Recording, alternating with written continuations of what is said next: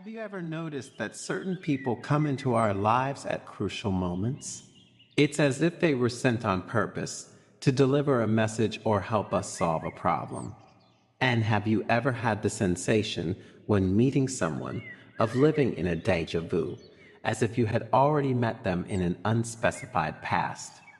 In this video, we will see that people do not come into our lives by chance, but for a specific reason. So make yourself comfortable and stay until the end, because what you will hear will affect you deeply. But first, subscribe to the channel, turn on notifications, and share the video. In this way, you will help us produce new valuable content every day for your spiritual growth. One day, while the elderly monk Hotaka was meditating under a blossoming cherry tree, a young man named Hiroshi approached and asked respectfully, "Master, sometimes I meet people and I feel a positive feeling, as if I had already met them, or as if they had a particular affinity with my soul. Other times, however, I feel a negative sensation, as if that person had come to hurt me, to damage me.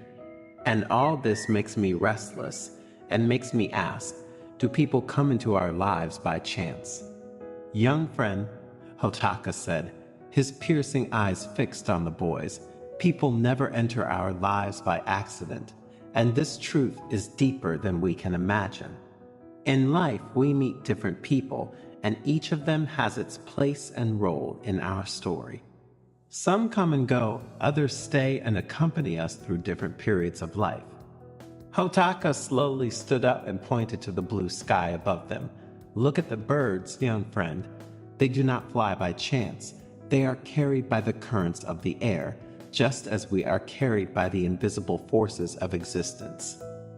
Hiroshi contemplated the birds flying across the sky, trying to grasp the depth of the wise master's words. "Imagine your life as a garden," Hotaka added. "Every person who crosses your path is like a seed planted by destiny. Some grow like colorful flowers that last a season, others like mighty trees that endure over the years, but each brings with it the promise of new growth." Hiroshi nodded. He reflected on the various flowers and trees he had seen blooming along the path of his life. "The people who hurt us," Hotaka continued in a tone of pity, "are often our best teachers. They are sharp stones on our path, and despite the pain, they teach us to grow and find our inner strength." The young monk closed his eyes, reliving the challenges that had tempered his soul over time. "And then there are those who appear when we need them most," Hotaka said, pointing to a majestic tree. "Just as the roots of this tree support it on stormy days, these people support us in difficult times." Hiroshi thought of a person who had been his refuge during a very delicate period, a solid anchor in the midst of a storm, a person who, after that period, left his life, even though he would have still wanted her by his side.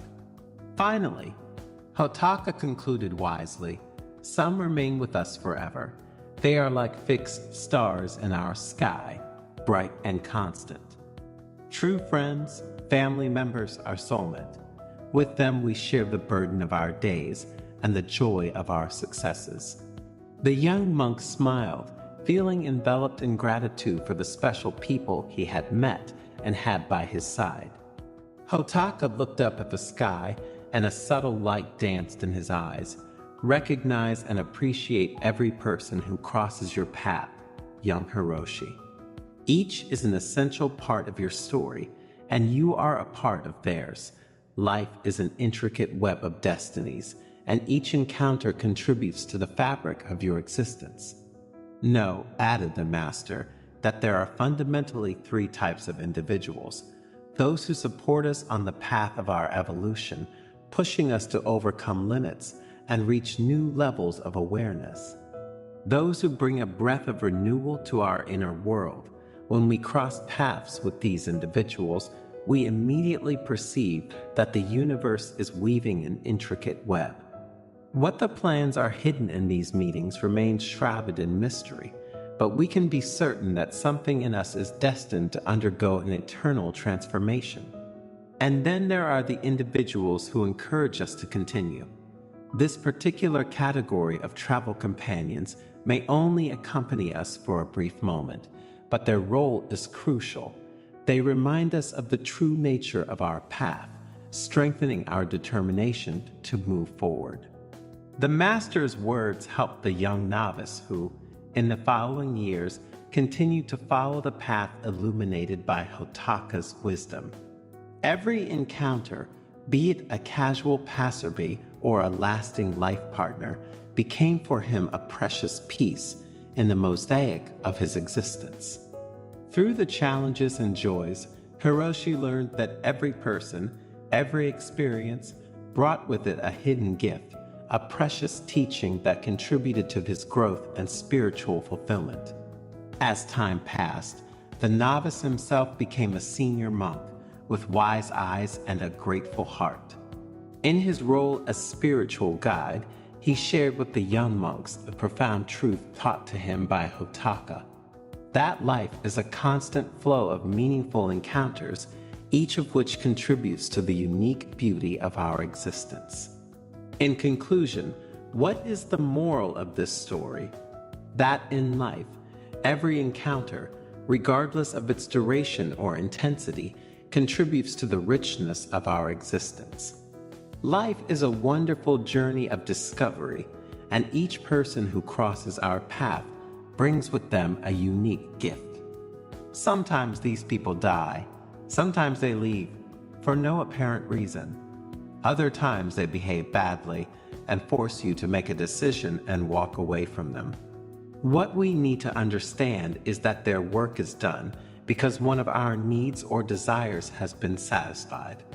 Therefore, in a world where people's paths cross and separate like branches of a tree, true wisdom lies in opening your heart at every encounter and learning from the lessons hidden in the folds of destiny. As we move towards our life goals, even difficult challenges and trials always await us, and we can feel helpless. But it is precisely in these moments that the universe sends us people who give us the courage to face these challenges and overcome the obstacles. Their support and encouragement inspires us and gives us the strength to move forward. In the dance of life, Hotaka told the young novice, every encounter is a musical note. Listen carefully to the melody that is revealed through the people who crossed your path. Find beauty in the harmony of human connections. Remember, whether it is a love or a special friendship or, even, an acquaintance who touches our path, an encounter can change us forever. Have you ever had the problem of sleeping in one position rather than another? Some people sleep on their stomachs, some on their right side and some on their left side. Then there are those who love to do it curled up in a fetal position and those on their stomach. And again, there are those who love wearing pajamas and those who don't. There are those who love having blankets on and those, however, who want to feel free. Well, if you are among those who have never asked themselves the problem, thanks to the Zen story that follows, you will discover what happens if you sleep on your left side. So stay until the end, because what you will hear will leave you breathless and will make you seriously reconsider the way you are used to sleeping. In a quiet Buddhist monastery located among the mountains of Japan, immersed in the serenity of the gardens, the elderly and wise monk Shinzo decided to dedicate a special evening to sharing profound truths about the way we are used to sleeping. The moon, bright and round in the night sky, seemed to bless the atmosphere of contemplation that spread among the devoted disciples gathered in the main hall. Shinzo, sitting on a tatami, began to speak in a calm voice, as if his words were a light breeze that caressed the minds of those who listened to him. Today, dear disciples, we will see why sleeping on your left side is the best thing you can do for your physical health and emotional well-being, the monk began. We will explore together the profound connections between the practice of left-sided sleep, the benefits for our body and spiritual awakening. Finally, you will understand why Buddhist monks have been sleeping on their left side for centuries. While the disciples were increasingly fascinated and intrigued by the topic, Shinzo continued his speech. In the ancient Eastern tradition, the connection between the body, the mind, and the spirit was an essential part of the path to wisdom and balance. And sleeping on the left side has always been of great importance. This choice is not random, but reflects a profound understanding of the physiological and spiritual principles that guide the practice of sleep. The first advantage of sleeping on the left side, said the monk, is to achieve optimal lymphatic drainage. Lymph flows through our body, and it is important that it does so like a quiet river that flows gracefully through the earth. You should know that the left side of our body is the guardian of this vital flow because it carries with it a load of proteins, glucose, and other substances. Sleeping on this side is like offering a clear path to the river, allowing our body to rid itself of toxins, a bit like a river carries the dry leaves of drifting trees. With a benevolent look, Shinzo turned to his disciples, masterfully narrating the second gift. The stomach and the pancreas are a bit like the deities of our internal temple, said Shinzo. When we lie on our left side, we create a sacred space for the dance of these two organs, which cause gastric juices to move with the grace of dancers in a theatrical performance. You see, sleeping like this isn't just a physical act, it's an invitation to an internal celebration, a silent celebration of enzymes preparing our body for a new day. The monk, happy to see the disciples so interested in his words, continued talking about the third gift deriving from sleeping on the left side, purification, a true nocturnal ritual. Resting on your left side, he said, facilitates the flow of digestive waste, like a stream flowing through fertile soil. The intestine becomes the garden where nutrients are deposited, and in the morning, our body prepares for an elimination ceremony, a daily rebirth. Under the soft light that filled the room, Shinzo elaborated on another benefit of sleeping on the left side, talking about the love of the heart. Our heart is the ruler of our body, he said with a smile. By sleeping on the left side, we offer the heart a perfect backdrop for its work. The aorta, its messenger, starts in a majestic arch towards the left side, like a traveler crossing a bridge, making the journey easier and the blood flow more harmonious. The monk stood up slightly as if dancing along with his tales and continued with the fifth gift. And now, let's talk about the spleen, the devoted handmaiden. This hidden organ, guardian of our life force, finds peace when we lie on our left side. Bodily fluids become messengers of this peace, making their way to the spleen like pilgrims arriving at a secret sanctuary, nourishing and invigorating. And how have you slept until today? Write it in the comments and let's discuss the topic. In the meantime, if you're enjoying the video, leave a like and share it. You will help us produce new content every day for your spiritual growth. With a deep gaze, Shinzo introduced the sixth gift with a touch of poetry. Like nature following the course of the river, sleeping on the left side is an act of connection with gravity, the silent master who guides our journey night. The force of gravity becomes the guardian of the pathways of our lymphatic drainage, a silent companion that accompanies our body through its purification ritual. In resting on the left side, the master continued, we also find balance between body and mind. Sleeping on the left side is not just an act of comfort for the internal organs and for our body in general. Ancient Oriental wisdom teaches us that this way of resting enriches our health and our connection with the internal and external world. It is a true hymn to life, which reveals itself in the dreams and quiet of the left side. Sleeping in this way then is not just a rest for the body, but an opportunity for inner awakening and spiritual awakening. While the world lies in deep sleep, we, as practitioners of left-sided conscious sleep, we immerse ourselves in the depths of being.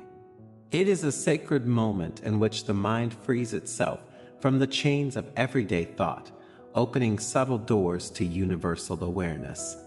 Shinzo, still smiling at his disciples, explained the concept of the balance between yin and yang in sleep. The left side, in its more yin nature, envelops us like an embrace of the night. The quiet that arises from this practice is a gift, an offering to our inner essence. Through concrete examples, Shinzo told of nights in which the monks, immersed in the practice of conscious sleep on the left side, felt the energy flow like a calm river crossing their being. The vital energies, in harmony with nature, dance while the body rests, creating a harmony that resonates in the entire monastery. The benefits of this practice, therefore, go far beyond the physical aspect, involving the spiritual one. Delving deeper into the analysis of the physical benefits, Shinzo told of elderly monks who, by embracing this practice, had experienced greater flexibility and strength in their meditation practice. Sleeping on the left side thus becomes a perfect complement to the search for enlightenment, preparing the ground for the mind and body. The monk, between one story and another, underlined the importance of bringing this awareness into everyday life, making it a healthy habit to never give up. It is not only in the quiet of the monastery that we can cultivate this practice, he underlined. Let us bring it with us into our homes, honoring our body as a temple in which the sacredness of the night resides. Shinzo, focusing on the sounds of the cicadas and the river that could be heard around the monastery, added, nature itself teaches us the importance of aligning our sleep with the flow of the world. The left side, like a leaf cradled by the wind, connects us to this eternal dance. As his disciples listened with great interest, Shinzo shared other important benefits of sleeping on the left side. Sleeping on this side, he said, facilitates breathing, creating a harmonious synergy between the flow of air and the beating of the heart. When you lie on your left side, your trachea and esophagus take on a more natural and straight position relative to your spine. This alignment facilitates the passage of air through the trachea and towards the lungs, facilitating freer breathing. Additionally, the diaphragm, the main muscle involved in breathing, is located under the lungs. Sleeping on your left side allows your diaphragm to move more freely, promoting deep, smooth breathing. And the location of the heart on the left side of the chest is another key element. Sleeping on this side, in fact, reduces pressure on the heart and allows better blood circulation. Sleeping on your left side can help prevent acid reflux as well. With this position, the stomach sits lower than the esophagus, reducing the risk of gastric juices backing up into the esophagus. And then, added Shinzo, sleeping like this offers natural support to the spine, maintaining optimal alignment for a tension-free awakening. Have you ever noticed, asked the monk, that the spine has a natural S-shaped curvature? When lying on your left side, this position better reflects the natural anatomical curvature of your spine, minimizing stress on your discs and joints. Remember, said the monk, that sleeping on your left side is not only a way to make your body rest better, but becomes a path to awareness and spiritual growth. Just as Buddhist monks, being aware of the interconnection between body and mind, have always adopted the left side as the privileged position for sleep, you too should get used to doing so. This way, both your body and your mind will feel better. Have you ever noticed that you have specific lines on the palms of your hands? Lines that intertwine, branch out, and intersect like mysterious paths on an ancient map. And have you ever wondered whether or not they have any meaning?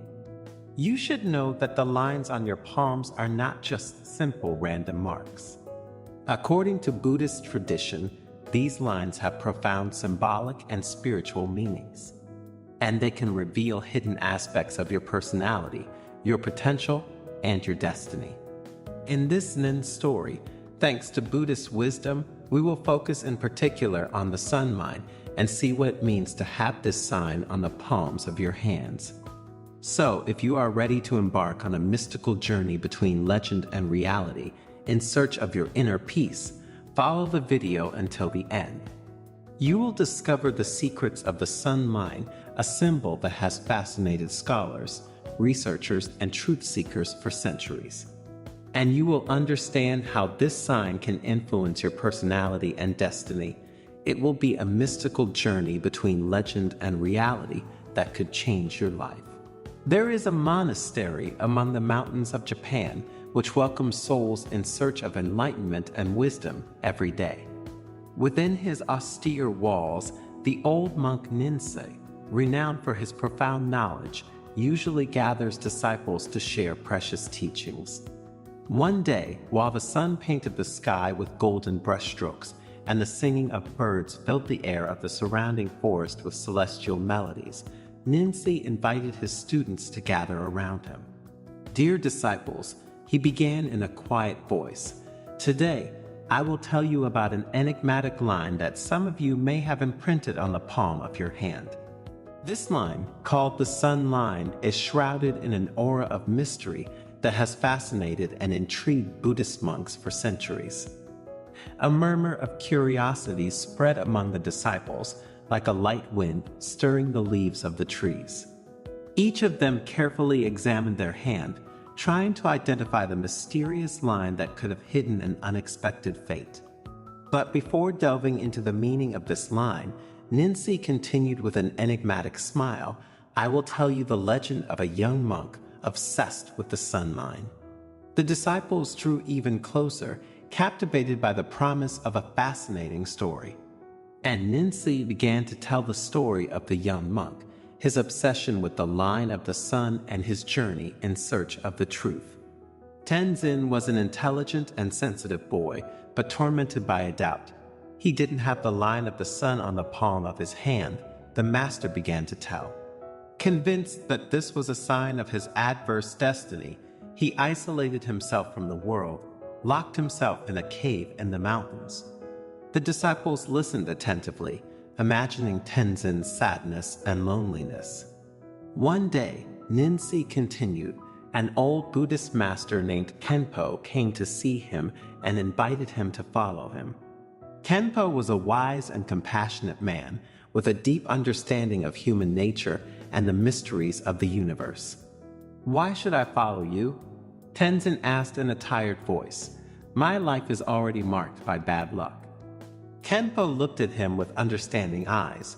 "True luck, Tenzin," he said, "is not found in the lines of your palm, but in the light that emanates from your heart.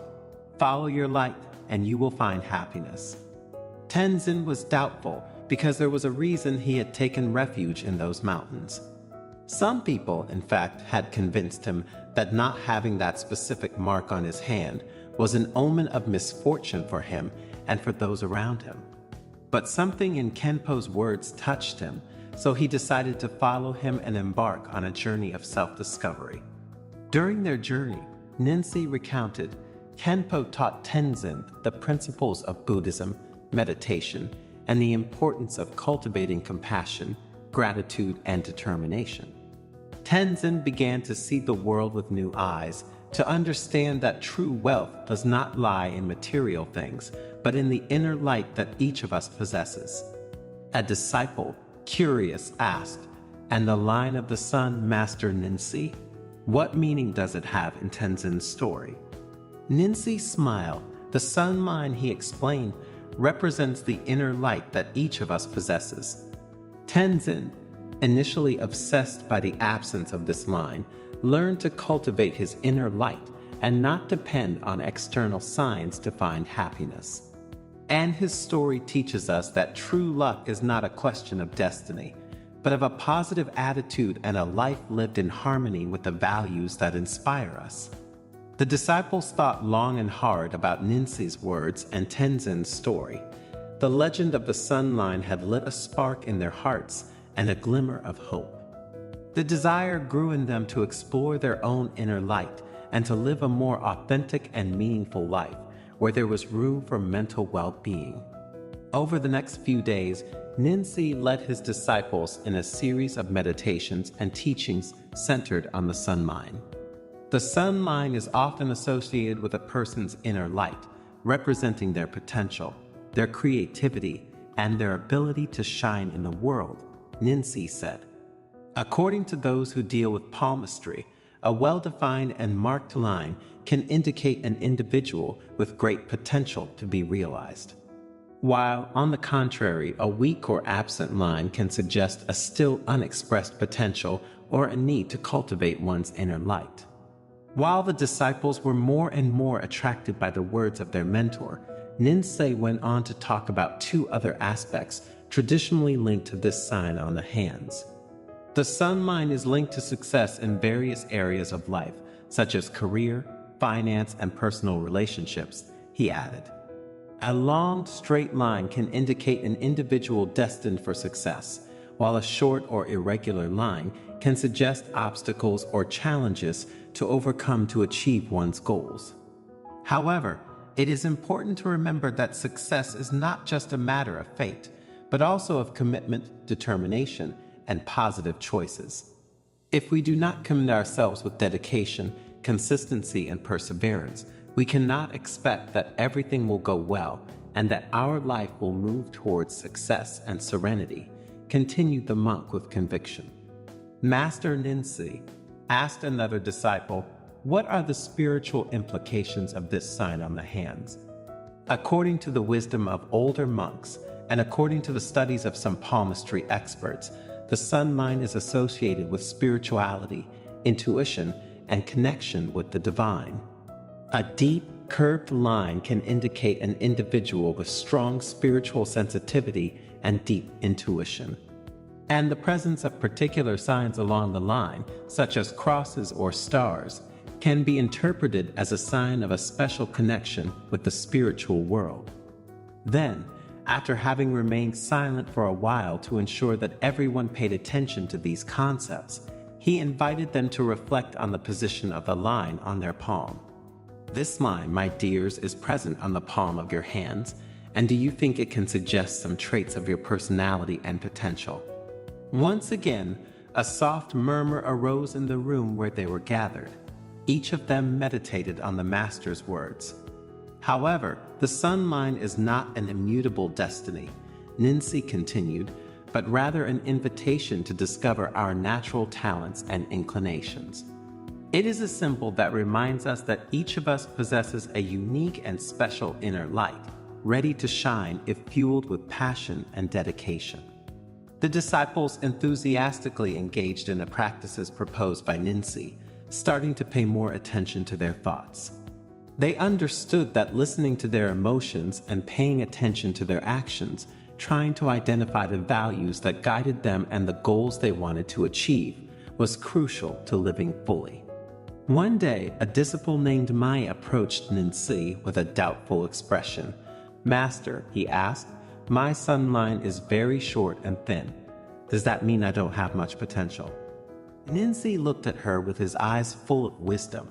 "Mai," he said, "sunlight is not measured by the length or breadth of its line, but by its intensity. Remember that even a small spark can light up an entire room. True strength lies in your determination, your compassion, and your will to make a difference in the world." Ninsi's words touched Mai's heart. The young woman realized that true wealth did not lie in external characteristics, but in the inner light that she could cultivate and share with others. Over time, Ninsi's disciples continued to grow and evolve, inspired by the legend of the sun line and the wisdom of their master. They learned to live in harmony with themselves and the world around them, spreading messages of peace, compassion, and hope. The story of the line of the sun spread far beyond the monastery walls, reaching the hearts of people of every culture and religion. But what does this story teach us? That true luck is not a question of faith or external signs, but of a positive attitude and a life lived in harmony with the values that inspire us. True wealth lies in our mind, in our heart, and in the actions we perform every day. Like the sun mind, each of us has a unique and special inner light. It's up to us to grow it, nurture it, and share it with the world. Only in this way can we help create a brighter and more hopeful future for all. Let us always remember, the inner light is our greatest strength. Let's give her room to shine. In addition to this universal message, the story of the sun mind also offers us an invitation to reflect on our individuality and potential. The position of the sun line on the palm of the hand can be seen as a metaphor for our natural talents and inclinations. It is an invitation to discover what makes us unique and to pursue it with passion and dedication.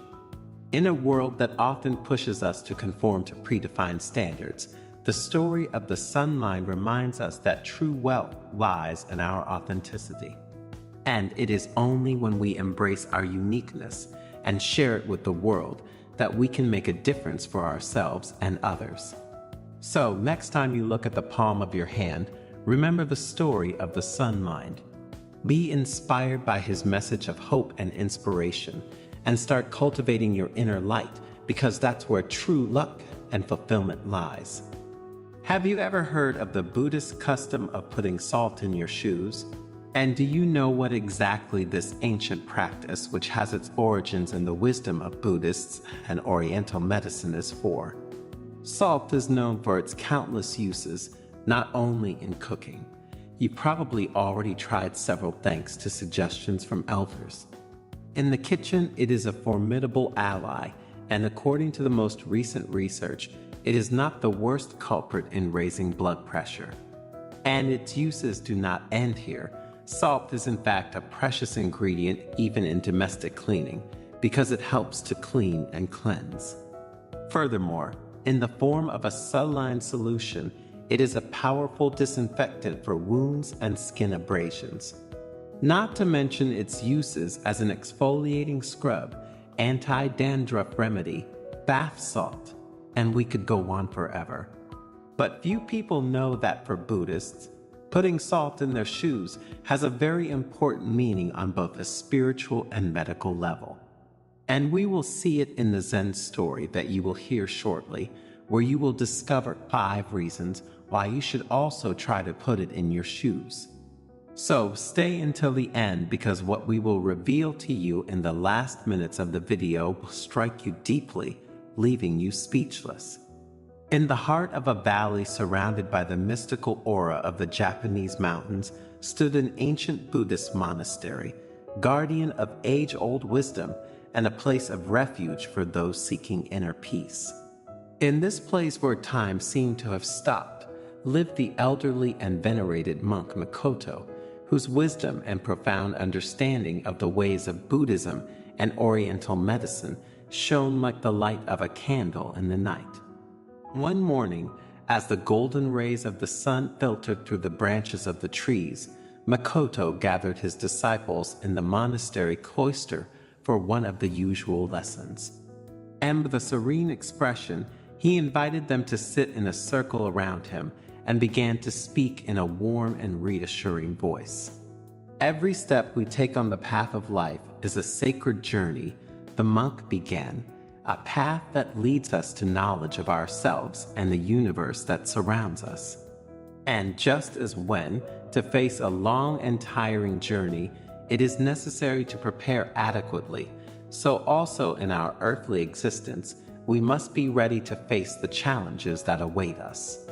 The disciples listened, enraptured by their master's words, and when Makoto mentioned the ancient custom of putting salt in shoes, their minds opened to the wonder of a tradition as ancient as it was mysterious. This practice, Makoto continued, has roots that go back to the remotest past, when our ancestors walked through wild and impervious lands. In those distant times, salt was not just a condiment to enrich foods, but a precious commodity, a symbol of purity and protection. The senior monk took a moment's pause, letting the words settle like delicate sand in the minds of his disciples, and then continued, I will now explain to you the 5 main reasons why the practice of putting salt in your shoes is so significant and important for our spiritual path and for our health in general. First, Makoto said, salt has the power to absorb moisture, just as the Buddha absorbed the suffering of the world. When we put salt in our shoes, it helps us keep our steps light and agile. In Buddhist practice, humility is often associated with the heaviness of worries and suffering that we carry with us along the path of life. Just as the weight of water filling our shoes in the rain slows and weighs down our pace, so the worries and tensions of the mind can hinder our progress towards inner peace and enlightenment. Putting salt in your shoes symbolizes the desire to free yourself from this burden, to let go of worries, and to maintain a lightness of spirit despite the challenges encountered along the way. Salt acts as an absorbent of these worries, allowing our steps to remain light and agile as we proceed in our search for inner peace and wisdom. To enhance the meaning of this aspect, Makoto told them the story of an old fisherman who, during a storm, had saved his boat from breaking thanks to a bag of salt that he had thrown on the deck to absorb the water. The second reason to put salt in your shoes, Makoto continued, is that salt has purifying properties. By assimilating impurities, salt purifies our path, freeing it from harmful influences and spiritual obstacles. Putting salt in our shoes, therefore, is a way to protect our mind and spirit from the deceptions and temptations of the outside world. To better explain this idea, the monk shared with his disciples the story of a traveler who, during his journey, had encountered a river infested with evil spirits. Thanks to the salt in his shoes, he was able to cross the river unscathed, protecting his mind and spirit from negative influences.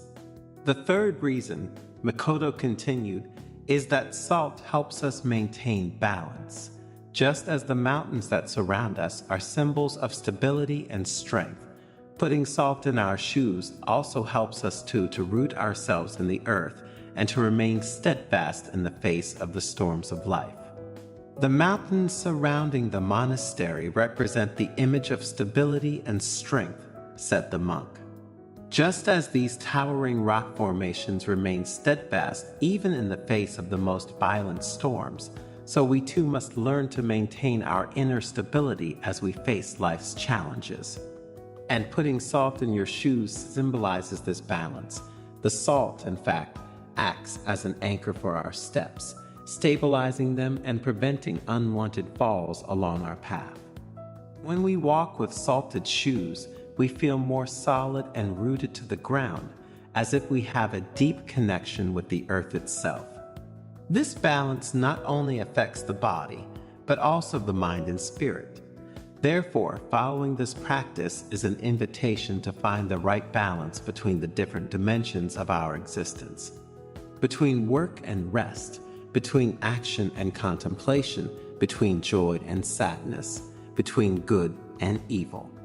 When we manage to maintain this balance, we can face life's challenges with serenity and determination without being shocked by the ups and downs we encounter along the spiritual path. To make the concept clearer, Makoto told them the story of a young monk who, during a meditation on the banks of a stormy mountain stream, had found perfect balance thanks to the salt he brought with him.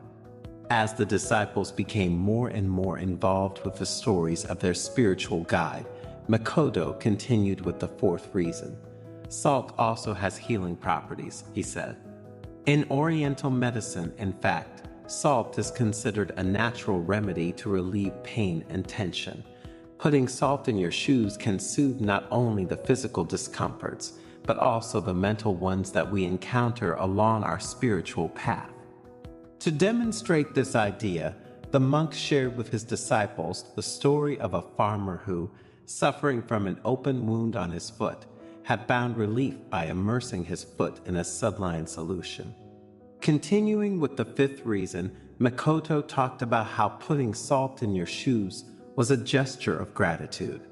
Salt is a precious gift from the earth, and using it mindfully reminds us to be grateful for all that life offers us, both the joys and the challenges, said the master.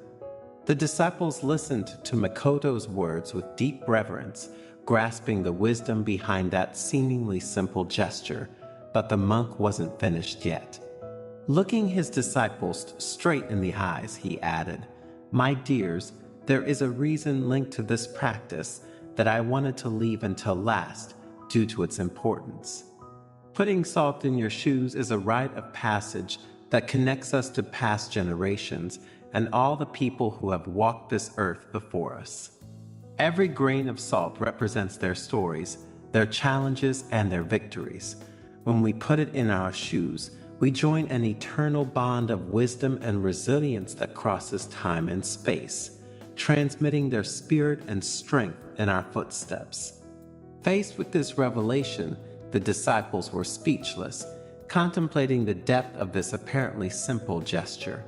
They understood that, for Makoto, salt in shoes was not just an ancient practice or a symbol of protection and purification, but a connection to humanity itself and all the lives that have passed before them. Have you ever heard of the custom of putting coarse salt in the corners of the house? And do you know what exactly this ancient Buddhist practice passed down by monks and healers of enormous wisdom and experience is for? Thanks to the exciting Zen story you are about to hear, you will discover some of the greatest benefits of salt and the powerful symbolic and spiritual implications behind it. So, stay until the end and don't miss even a minute of this precious video, because the information you will receive will help you in your search for inner peace. But before continuing, subscribe to the channel and turn on notifications. This way you will be informed when we publish new content for your spiritual growth. In a quiet Buddhist monastery hidden in the Japanese mountains, the wise old monk Hiroshi told his devoted disciples stories of profound wisdom. Dear disciples, there is an ancient practice that may appear simple, but which has deep roots in Buddhist wisdom and important symbolic and spiritual implications. The monk continued, "Putting coarse salt in the corners of your house may seem like a trivial gesture, but you have to watch what happens when you do it. It's like sowing the seed of change and watching how it flourishes." A young monk raised an eyebrow skeptically. "I used to doubt this practice," he admitted, "but now I wonder what would happen if I did it." You should know that salt has been valued throughout the centuries, considered more than just a spice. It was traded like gold, and many believed it possessed magical properties. "But why put salt in the corners of the house?" asked another young nun. "Because salt isn't just about making food taste better," Hiroshi replied. "It has a much deeper history." And so the monk embarked on a tale that unfolded through ancient cultures and civilizations, from the ancient Egypt of the pharaohs to Gandhi's India, from the regions of Normandy to Bavaria, from Judaism to Buddhism. He explained how salt had been considered a protective amulet, a symbol of unshakable life, a means of purification and harmonization. "It is more than meets the eye," Hiroshi said. "It is a bridge between us and the universe, a key to our connection with nature and with ourselves." His disciples absorbed the words of the wise monk, reflecting on the depth behind such a simple gesture as putting salt in the corners of one's home. And so they began to understand that even the smallest actions can lead to significant changes when intrinsically connected to wisdom and awareness. "Every practice has a beginning," he began, "and the practice of using salt as a tool of purification and transformation has its roots in the past, intertwined with the stories of monks, sages, and ordinary people." The disciples approached, eager to discover the secrets Hiroshi was about to reveal. In Buddhist tradition, he continued in a calm voice, Salt is considered a protective amulet, capable of repelling negative energies and purifying the space it occupies. A young nun raised her hand, eager to know more, but how did this practice begin? She asked curiously. Hiroshi smiled, accepting the question. In times past, corners were believed to be places where stagnant energies could accumulate, creating an imbalance in the home environment. And by placing salt in these points, an energetic barrier was created that repelled negative influences. The disciples' eyes shone with interest as Hiroshi continued his narration. In Japan, for example, salt is used in Shinto purification rituals to eliminate spiritual impurities and protect against evil spirits. This practice has evolved over the centuries, but its profound meaning has remained intact, and even today, many elderly people cultivate it and pass it down with confidence to their heirs. As Hiroshi spoke, the disciples found themselves transported to a world of ancient beliefs, superstitions, and traditional wisdom, and they began to understand that the simple gesture of putting salt in the corners of the house was an act of protection and harmonization with the universe. But the power of this element is not limited only to protection, continued Hiroshi, his eyes bright with wisdom. Salt also has the ability to transform stagnant energies into positivity and create an environment that fosters personal growth and emotional well-being. The disciples listened carefully, fascinated by the words of the wise monk. For them, the concept of using salt as a tool for purification and transformation was becoming increasingly clear and meaningful. And now, said Hiroshi, as the fire crackled softly before them, I will show you a simple yet powerful method for using salt to purify and harmonize your home environment. With an air of expectation, the disciples gathered even closer, ready to learn the master's secrets, because they knew that even though salt might seem like a common thing, its power was profound and transformative. And Hiroshi was ready to lead them on a journey of discovery through the ancient practices involving this humble yet powerful element. First of all, continued the elderly monk, we must understand the role of salt in our daily lives and its connection to the energies that surround us. Salt has been precious throughout the ages, Hiroshi continued, not only for its culinary value, but also for its physical and symbolic properties. It was considered a divine gift, a symbol of purification and protection against dark forces. As he spoke, he showcased a variety of salts collected from around the world, from raw sea salt to pink Himalayan salt crystals. Each type of salt carries with it a unique vibration, he explained. And learning to use salt correctly means being aware of this diversity and how it can affect our environment and our inner energy. The disciples contemplated the various types of salt with curiosity, aware of their potential significance beyond the simple flavor they added to meals. But how can we fully harness the power of salt in our lives? Asked one of the monks, eager to apply what he was learning. You asked an important question, Hiroshi replied with a smile. The key is in intention and mindful practice. I will show you a method you can use to purify and protect your home environment. The moon is a powerful energy catalyst, Hiroshi explained, and when salt is exposed to its light, it becomes charged with purifying and harmonizing energy.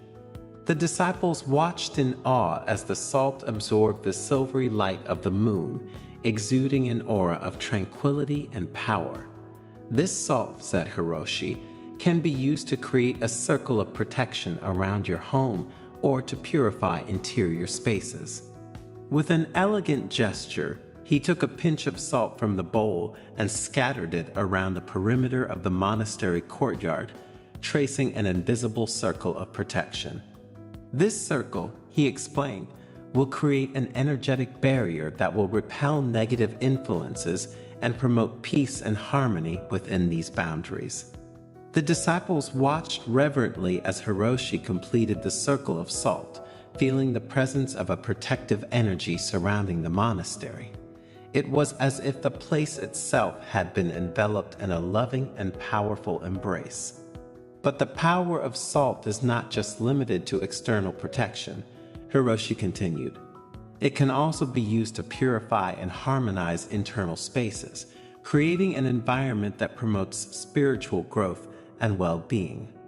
With this, he led the disciples inside the monastery, where he guided them through a series of practices involving salt to purify and harmonize the internal spaces. Each gesture was performed with awareness and intention as the disciples learned to connect with the power of salt and use it to transform the energies around them. Have you ever noticed how humidity can accumulate on the walls of your home, especially in certain areas? Hiroshi asked, scanning the expressions of all the people present. Everyone nodded in agreement, recalling times when they had observed this phenomenon in their homes. Placing salt in those spots can be extremely helpful, Hiroshi continued. Salt, in fact, has the ability to absorb humidity from the surrounding air, thus helping to prevent the formation of mold and safeguard our health. But that's not all, he said with a smile that suggested a new revelation. Salt can also be an ally in the fight against bad odors in domestic environments. Placing small bowls of salt in strategic locations around the home, such as the kitchen or bathroom, can help absorb and neutralize bad odors, Hiroshi explained. In this way, salt acts as a natural air purifier, keeping rooms fresh and pleasant. And these two important benefits of salt, my dears, although they are not directly linked to spirituality, actually have a strong connection with our spiritual path. Because just as it absorbs humidity and bad smells, salt also absorbs energies, emotions, and evil presences. Therefore, it has a very powerful symbolic and spiritual role, and each of us should take this into account. Have you ever heard of the meaning of the number 888 and its spiritual importance? For many, it is an angelic number, a portal to luck and prosperity. The certain thing is that for all religions, this number has links with spirituality and with the divine that is in each of us. And it is said that if you write the number 888 on a sheet of paper and put it under your pillow, you can transform your life. By doing so, in fact, you will be able to attract prosperity, serenity, and inner peace. But how are things really? Make yourself comfortable and stay until the end of the video, because at the end of this Zen story you will find an answer to this fascinating mystery. And also, you will learn about the power of the number 888 and how to use it to attract what you want into your life.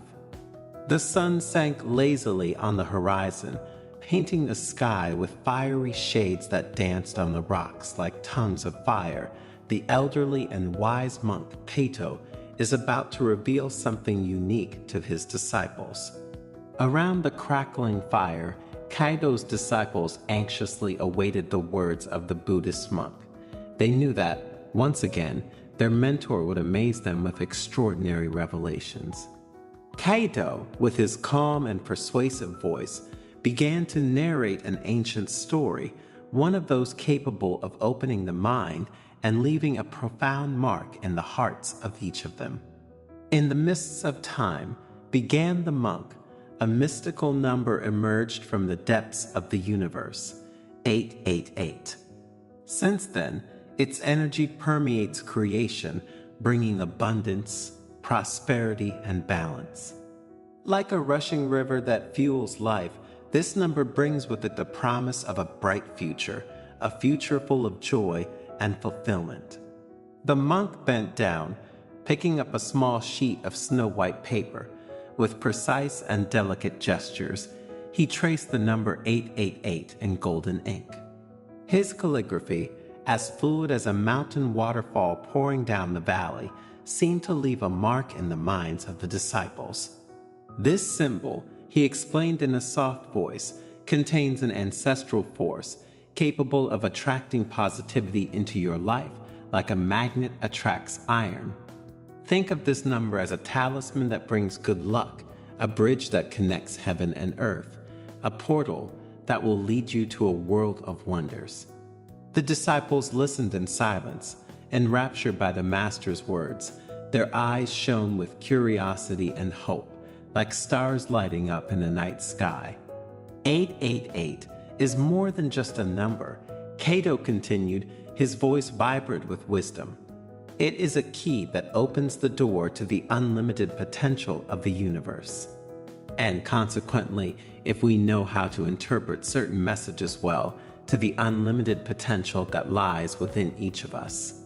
Like a magical portal leading to a world of wonders, this number will allow you to access an infinite reserve of energy and wisdom, an inexhaustible source of inspiration and inner strength. One of the younger disciples, eager to know more, asked, Master Cato, how can this number open the doors of prosperity and inner peace for us?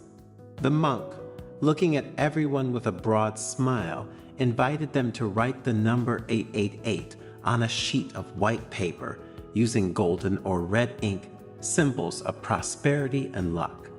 The sheet then had to be placed under the pillow before going to bed, like a hidden treasure waiting to be revealed. While you sleep, Cato whispered in a firm voice, your mind will open like a flower in the sun, and the energy of 888 will flow through you, purifying your spirit and preparing you to receive new gifts from the universe. It will be like a rain of blessings falling on the thirsty earth. Dreams will transform into prophecies, intuitions into flashes of genius, and synchronicities into invisible guides that will lead you to your highest destiny. The disciples nodded, and with their hearts full of hope and the paper with the number 888 clutched in their hands, they headed towards their rooms. The ritual that Cato had spoken about had affected them deeply, and they couldn't wait to carry it out with all the trust and faith they were capable of. In the quiet of the night, the disciples retreated to their rooms, lulled by the singing of the nocturnal birds and the rustling of the leaves. The paper with the number 888 rested under their pillows like a precious talisman that emanated a subtle and vibrant energy. And that night, a very strange thing happened. Everyone dreamed of something, and the dreams became vivid and colorful, full of symbols and mysterious messages to interpret and use as maps for one's happiness. Upon awakening, the disciples felt transformed, as if a cool breeze had swept away the clouds of their minds. A sense of renewed energy and profound inner peace pervaded their being, like a wave of positivity that enveloped and intoxicated them. Over the next few days, surprising events began to manifest in their lives. New opportunities knocked on their doors, like flowers blooming at dawn. Unexpected encounters illuminated their path, like lighthouses in the night indicating the route. Fortunate coincidences led them towards the realization of their dearest dreams, like shooting stars that grant wishes. The disciples, amazed and happy at these events and this transformation, went to Cato to thank him and to ask to know more about the number 888. The wise monk, with a benevolent smile, invited them to sit around the fire, which crackled brightly like a beating heart that united them under the same roof. 888 is an angelic number, Cato explained, his voice vibrant with wisdom.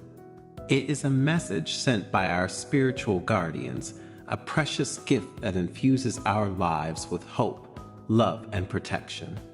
Like a lighthouse in the night, this number guides us towards our highest destiny, illuminating the path ahead with its golden light. In Buddhism, the number 8 represents the Eightfold Path, or the path that leads to enlightenment.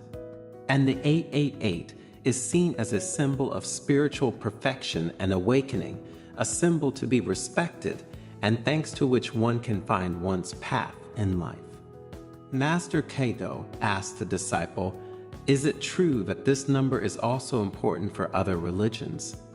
The monk, smiling, replied that in the Christian tradition, the number 888 is associated with Jesus Christ, because in Greek, the name of Jesus has this same numerical value. And for this reason, it is seen as a symbol of redemption, salvation, and eternal life. Kaido told stories of angels and spiritual guides who, through this issue, had offered their help to people in difficulty. He talked about how this number was often present in prophetic dreams, sudden intuitions, and surprising synchronicities, like an invisible thread that weaves the fabric of our destiny. The 888 is a symbol of balance and harmony, continued Kaido. Like a bridge that connects heaven and earth, this number helps us find the right balance between our spiritual aspirations and our material needs. It is an invitation to live a life full of meaning, in which external prosperity is accompanied by internal growth, giving us emotional balance and mental well-being. While the disciples listened with great interest, and their hearts were grateful to their mentor for the wisdom he imparted to them, the monk taught them how to meditate on the number 888. Thinking about this number, my dears, visualize how a golden light flows through your body and purifies your soul. And pay attention to the signs and synchronicities that manifest themselves in your life, recognizing them as messages from the universe that guide you towards your destiny. The disciples, with hearts full of gratitude, from that day continued to constantly practice the ritual of the number 888 and meditate on it.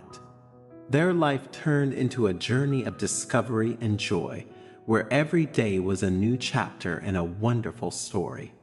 The numbers danced before their eyes like notes of celestial music that invited them to follow the rhythm of the universe. And their lives, despite the challenges and tests to which they were subjected, continued in the name of trust, faith, and perseverance. Challenges are like stones that help us build the path of our life, Kaido had told him during his lessons. Do not be afraid of falling, because it is only by falling that you learn to get up. The 888 is with you. You just need to open your heart to feel its energy. The most difficult test was for Akiko, a young disciple with a pure heart and a kind soul. A sudden fire destroyed her house, leaving her with nothing. Akiko was disheartened and cried desperately, believing that the universe had abandoned her to her fate. Kaido took her hand and led her to the top of a hill overlooking the valley. The sun was rising, painting the sky in shades of pink and orange. Look, he said, pointing to the breathtaking view. The universe has not abandoned you. It has given you this test to make you emerge like a phoenix from the ashes. Remember that the 888 is with you. Have faith, and your inner strength will guide you despite adversity. Akiko watched the sun rise and felt a new strength rising within her. The monk's words gave her the hope and determination to rebuild her life. With the help of his fellow disciples and the community, he built a new house, more beautiful and more resistant than the previous one. After overcoming various tests and challenges, the disciples felt transformed. They had acquired a new awareness of themselves and their place in the world. One day, Kaito gathered them together again and asked them, "What have you learned from all this?" The disciples, moved and aware, recounted their experiences. They had learned that true wealth is not in material things, but in inner strength, love, and compassion. And that the number 888 is not a magical lucky charm, but a symbol of their unlimited potential. And again, that the key to a happy and fulfilling life is to trust your intuition and live in harmony with yourself and the universe. Master Kaito looked at them with pride and greeted them with these words, "Now you are ready to spread your light in the world. Use your wisdom to help others and to create a better world." Do you often wake up between 3 and 5 in the morning? And have you ever felt a feeling of uneasiness or curiosity when this happens? In this video, thanks to a Zen story, we will see what it means to wake up recurrently at these times. Together, we will explore the mysteries behind these moments and discover how they can offer an opportunity for personal and spiritual growth.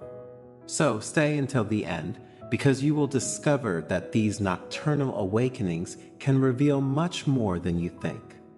In an ancient Buddhist monastery located among the mountains of Tibet lived the monk Kiro, famous for his vast wisdom. His lessons on awareness and compassion were renowned far and wide, and disciples came to him from afar to learn from his teachings. One evening, while twilight colored the sky with shades of red and gold, Kiro gathered his disciples in the main hall to answer a question they had asked him several times. Why do some people wake up most nights between 3 and 5 while others don't? Are these awakenings phenomena related to chance, or do they have a meaning? Dear disciples, Kiro began in a calm voice. Today, we will explore nocturnal awakenings and their connection to Eastern medicine and Buddhist wisdom. In Eastern medicine, Kiro continued, night awakenings are believed to be linked to body's energy meridians and their influences on us. Kiro proceeded to explain how each night waking time was associated with a particular organ or system of the body, and how Eastern medicine viewed these awakenings as signs of energetic or emotional imbalance that required attention and care. For example, Kiro said, waking up between 3 and 5 in the morning is associated with the lungs and emotions of sadness. This could indicate a need to address and heal deep emotional wounds, thus allowing our energy vital to flow freely. The disciples nodded, reflecting on their master's words and trying to apply them to their own experience. Master, one of them asked, how can we interpret night awakenings in the light of Buddhist wisdom? Kiro smiled, recognizing his student's deep curiosity. In Buddhism, he replied, every moment of the day is an opportunity to practice mindfulness and compassion. Nighttime awakenings offer us a unique window to explore our mental and emotional states without the distractions we have during the day.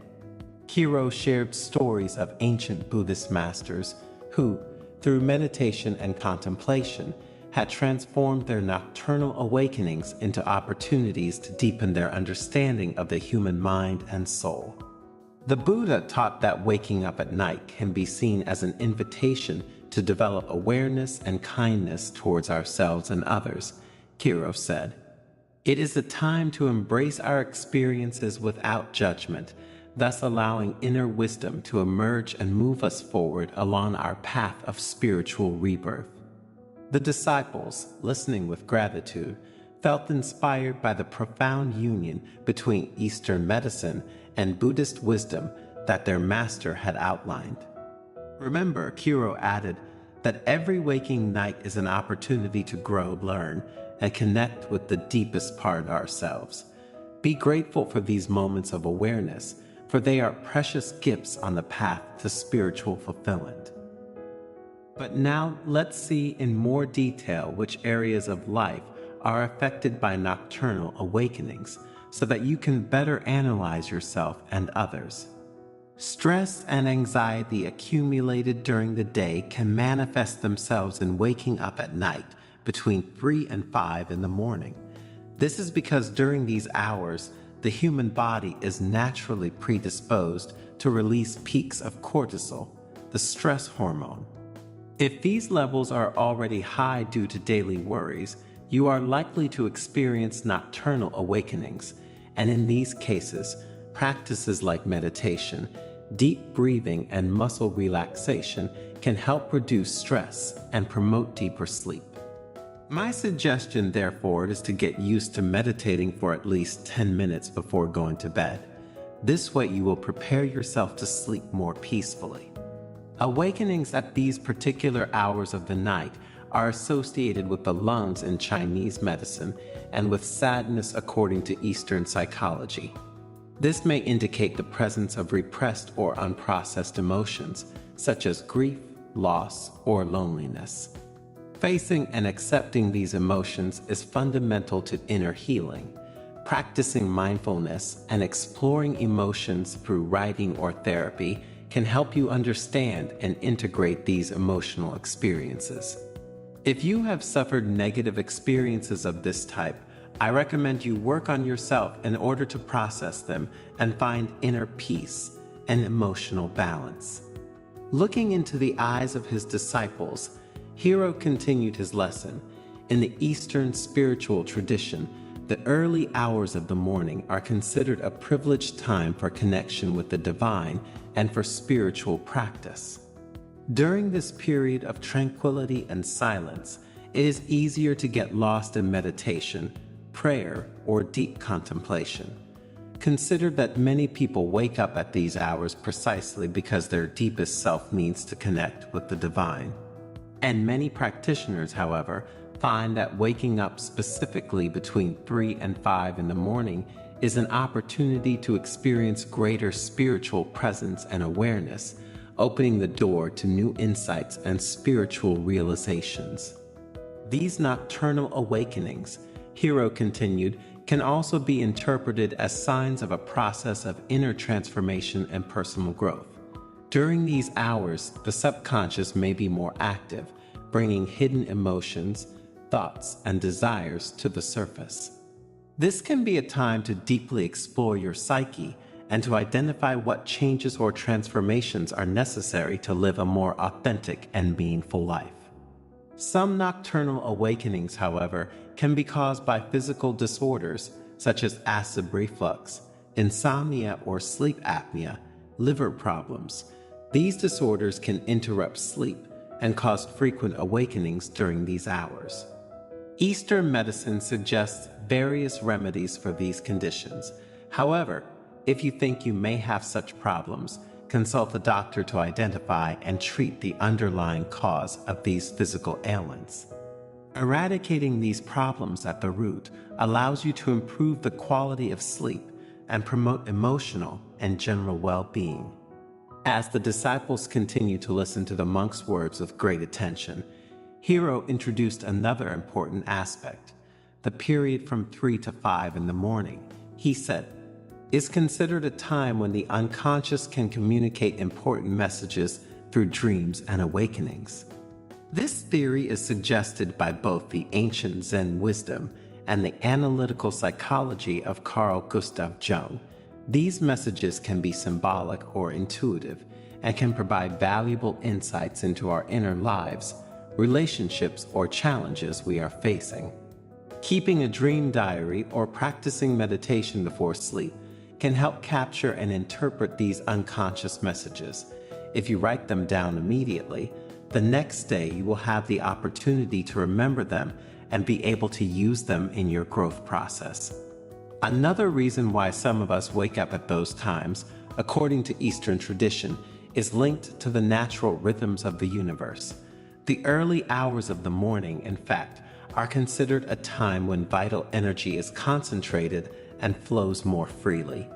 Waking during this time may indicate an alignment with these natural cycles or a need to adapt to them to promote health and well-being. Practices such as yoga, Tai Chi, or meditation can help harmonize the body, mind, and spirit with the rhythms of nature. So, my dears, consider practicing them. A disciple asked, Master Hiro, should we ultimately be worried if we often wake up at these times?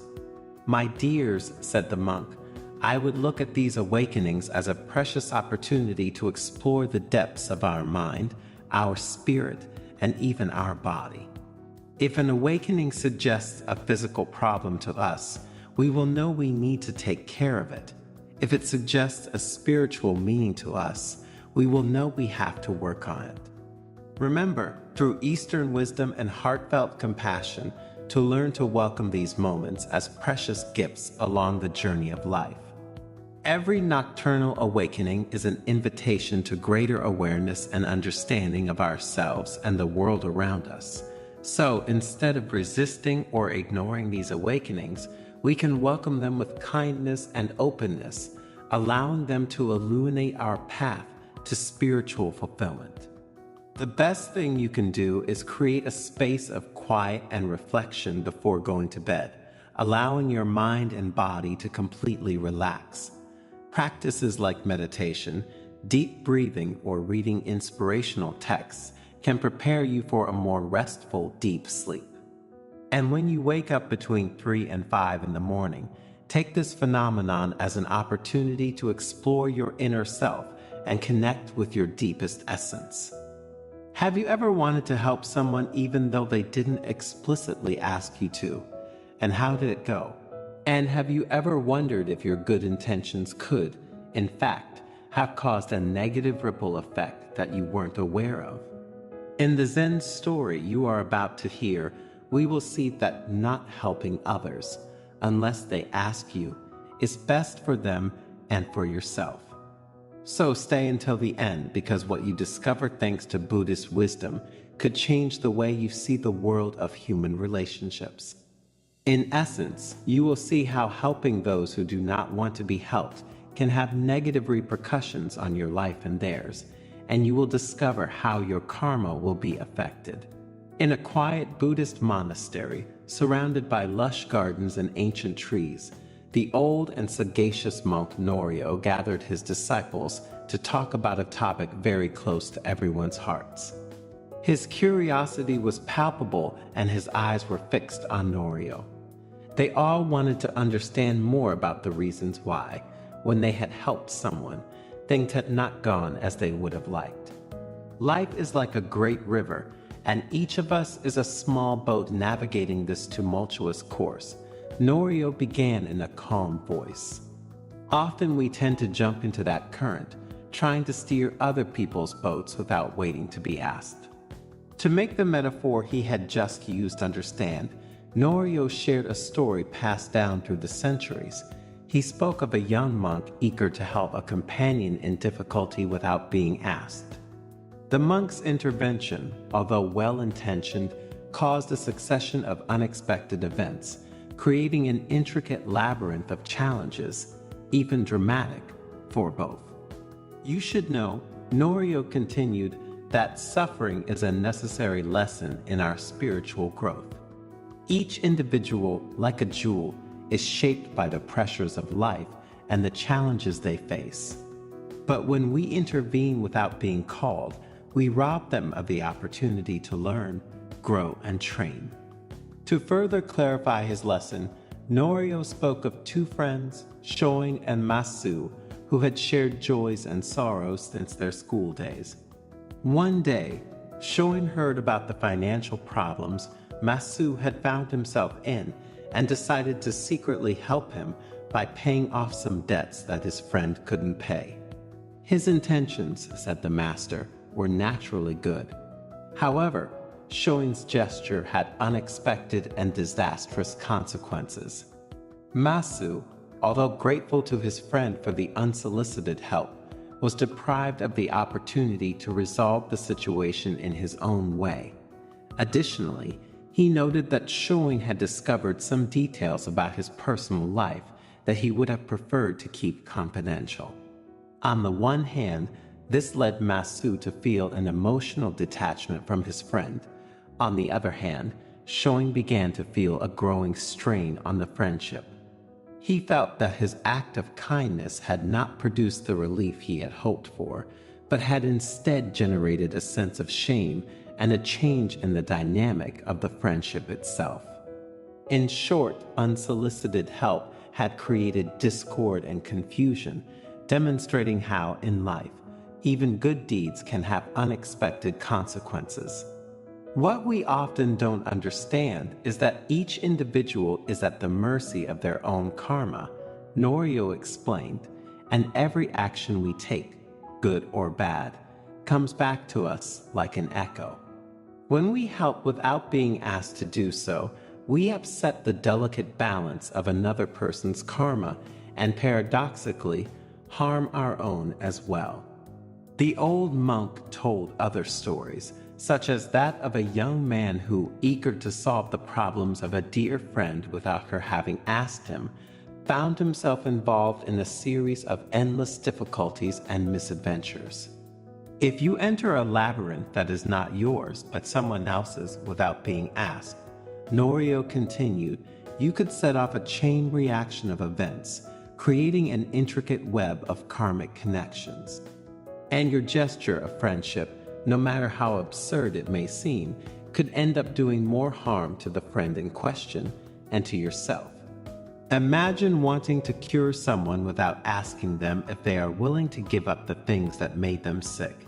Norio said, suffering is often caused by past actions, and our intervention could alter the natural course of learning that the individual should ultimately experience. Norio then went on to talk about Buddhist teachings, highlighting how even he himself had resisted the temptation to intervene without request. Buddha, the monk explained, had understood the sacredness of the individual learning process and how the karma of each being must be respected. Suffering is a very severe but precious teacher, Norio continued, using other everyday examples to better illustrate the concept. He spoke of the many moments when, seeing a friend or family member in difficulty, empathy pushed him to offer help, and how instead, Buddha taught the wisdom of waiting for the person themselves to ask for help. Suffering is almost always the result of past actions, and karma is the supreme law that governs the universe, Norio said. When we intervene unsolicited, we enter a karmic vortex that can drag us into other people's problems, with unpredictable consequences for both of us. Remember, suffering is like a teacher who guides us along the path of spiritual growth, said Norio. To interfere with this process is to deprive others of the wisdom that only suffering itself can teach. Norio told other stories about daily life at the monastery, showing how the monks applied these teachings in daily practice. Dozens of monks I have trained, he added, became wiser and more self-confident men precisely because I avoided intervening directly in their problems. By resisting the temptation to intervene to solve certain problems, I allowed them to face their own challenges and learn the lessons that karma had in store for them. Every action we take is like throwing a stone into a pond, Norio said, using a metaphor to clarify the concept. The ripples spread and return to us. When we help without asking, we not only influence the karma of others, but we create ripples that can impact our own lives. In conclusion, what do we understand from this story, and how can you help us? The moral we can draw from this story is a reminder of the wisdom of discerning when to reach out and when to wait. Karma, like an unbroken river, carries our actions with it, and the way we offer our help can alter the very structure of destiny. Before reaching out to help someone, we must reflect on what they really need, Norio admonished. Not everyone seeks advice. Sometimes they just need a listening ear and an understanding heart. Therefore, let us always remember to respect the sacredness of the individual path of each human being. Help should never be an impulsive act, but rather a conscious gesture, respectful of free will, and the path of personal and spiritual growth of others and ourselves. Life is an intricate web of lessons and opportunities for growth. When we offer our help without being called, we can deprive others of the precious opportunity to learn about themselves. Wisdom lies in recognizing that sometimes the best lesson is the one learned through one's own effort and experience. Therefore, let our help be a beacon of light, offered when requested with awareness and respect, rather than a chain of unexpected events.